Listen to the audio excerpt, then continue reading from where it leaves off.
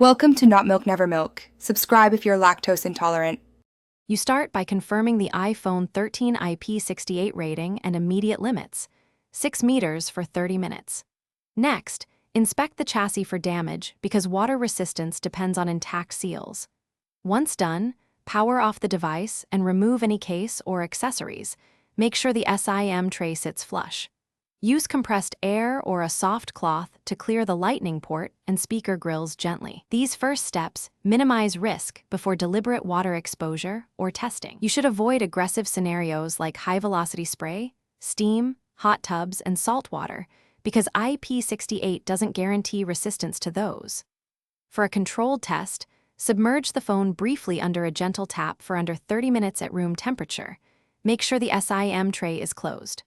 Once done, tilt the phone with ports down to let water drain naturally and run any water ejection routines. Make sure to dry the exterior thoroughly and avoid charging until fully dry.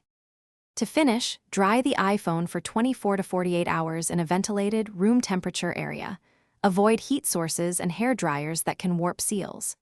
If you notice issues, audio problems, non-charging, or touchscreen faults, power off immediately, document symptoms, and do not attempt to open the phone yourself.